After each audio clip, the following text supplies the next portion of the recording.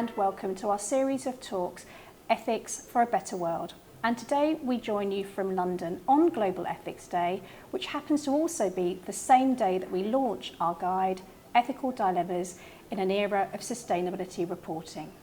And what this guide does is showcase the important role that professional accountants play when it comes to sustainability reporting.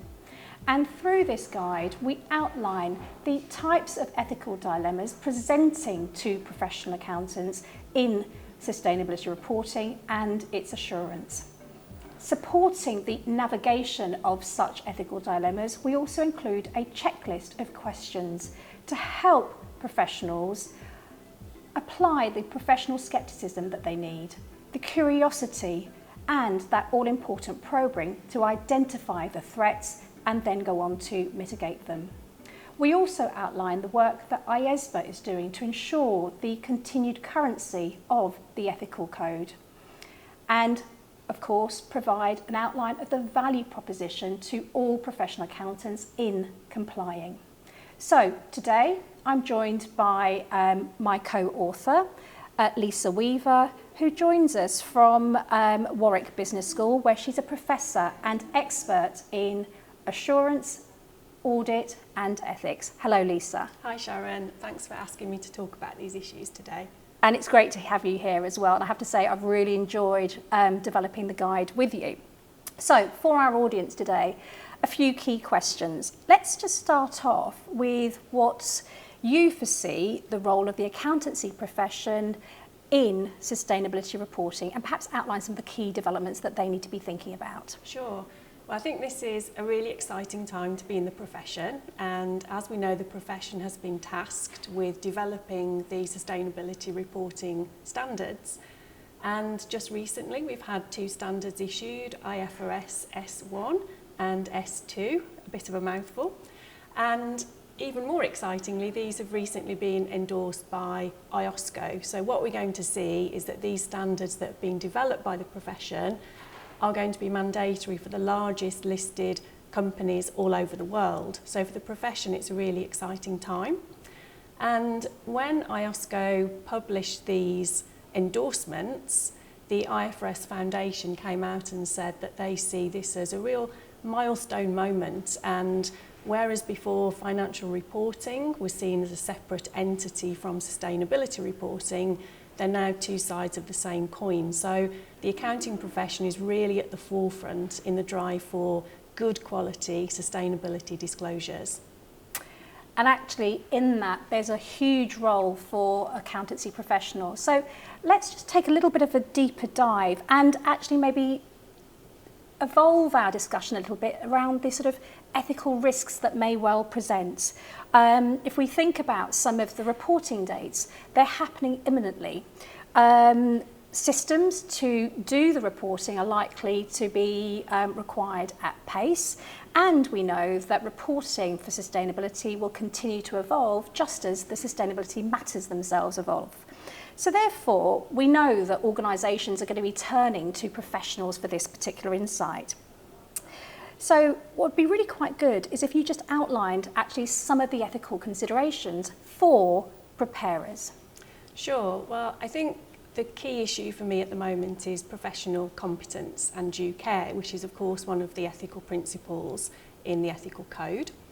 And I think this is really significant because, as you just said, everything is very new, everything's very much in its infancy, and things are very much fast moving. So we need to make sure as professional accountants that we operate with due care. There's definitely a skills gap, a knowledge gap, there's a learning curve, and we can't rush to make sure that we comply with everything. Things probably won't be perfect for certainly the first reporting period and maybe the next 2 or 3. So I think we have to recognise this and not strive to get everything absolutely perfect the first time around. I think also there is an issue that we might be tempted to put quite a lot of emphasis on the work of the few people who have the necessary skills, and perhaps a little knowledge can be a dangerous thing. Perhaps we need to make sure that we have good quality reporting processes and decision making, and to support that we need a good thorough education process in these sustainability standards. So quite a lot to unpack then. I'm going to pick up on something that you said with regards to knowledge and skills actually. So we know from the work of whether it's the World Economic Forum or indeed IFAC, and actually ACCA's work in this space, that sustainability matters and indeed their reporting are going to be of vast interest to many, many stakeholders. And so therefore increased is the risk of greenwashing, so intentional or unintentional painting of a false picture. So I wonder what your thoughts are on that and picking out the role of the professional in navigating that particular problem. Yeah, I think this is a really significant problem, as well as greenwashing. I've come across recently the phrases green dazzling and green spotlighting, where organisations are perhaps exaggerating their successes in sustainability in a hope to detract from things that are maybe less positive. So I think greenwashing is definitely a big issue. And really how this links to ethics is that, as you said, individuals working in a business could be influenced either consciously or subconsciously to perhaps paint a pretty picture and to maybe detract from the reality of what's going on in the business. And for me, this is really an issue of integrity and objectivity. And professional accountants really need to make sure that they're not unduly influenced to have greenwashing in their reports. I think we have to recognise as well that there may be a conscious issue here and individuals may rationalise greenwashing. They might think, well, if we have this great image, we'll perhaps attract more investment, grow the company, secure jobs. So there is sometimes a rationalisation, a very conscious thing, but we mustn't compromise here. We must make sure that we act with integrity when we're producing these disclosures. And that brings me on to something else that is very much linked to quality reporting. It's the verification or assurance. And something that you alluded to right at the start was around the talent pool is what I inferred by what you were talking about. So we have some evidence that really suggests that the talent pool capable of doing sustainability reporting at this time is pretty small. And so therefore, I guess there's a risk that one might be involved on the preparation side and then find themselves having to verify what they have prepared. So that independence piece. I wonder what your thoughts are on that. Yeah, so definitely I think independence, objectivity is a significant issue.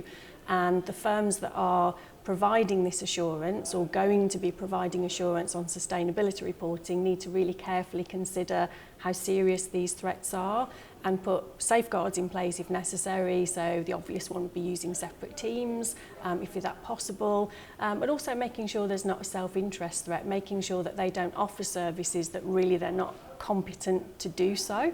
I've heard the phrase competency washing recently as well. So I think the firms also need to be careful not to exaggerate their skills in this area. Yeah, I completely and utterly agree with you. And actually there was something that has been really quite purposeful in this discussion is, as we've been going through, you've been really highlighting the relevance of the code principles. And so it's probably a really good idea just to outline actually some of the developments that IESBA have in this space. Of course, they're undertaking a review of the code to ensure that its principles continue to be current. But actually one big thing that's relevant here is the development of profession agnostic code principles. And that's going to be really important when we consider the fact that as of today, approximately 60% of assurance, yes, is conducted by professional accountants, but that's a sizable number of 40 by non-accountants. And so therefore, I think it'd be really good just to end this section of our discussion around the value proposition in complying with the code. Yes, so I think because the code is very much obviously principles based, it's going to be relevant in different jurisdictions and used by different firms, whether you're a preparer or an assurer, whether you're an accountant or not an accountant. So I think it also helps companies, assurance providers to stand back and take a more holistic view of what's happening in the sustainability area. Excellent. So now for a little bit more of a grilling, let's move our conversation on to our final section, where I'd like to ask you 3 really quick questions. Okay, so when it comes to identifying and mitigating ethical dilemmas, what works best, rules or principles-based? Definitely principles. Excellent. So, next question. For professionals, do the benefits of being involved in sustainability reporting outweigh the effort? Definitely, the benefits are going to be immense, not just for the profession, but for the world. Okay, and given that we have been talking about the principles, I wonder if you can just tell me what your favourite principle is. I think the most important principle at this time is the professional competence and due care. Brilliant, thank you.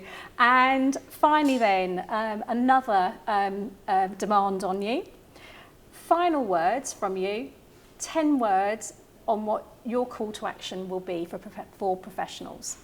I think professionals need to get to grips with the sustainability disclosures and also not forget the importance of the ethical code.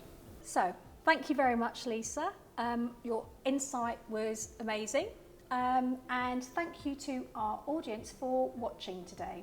So it just leaves me to give you a call to action. Watch our session tomorrow, which will be held in Singapore, where our two presenters will be talking about ethics and leadership. Goodbye.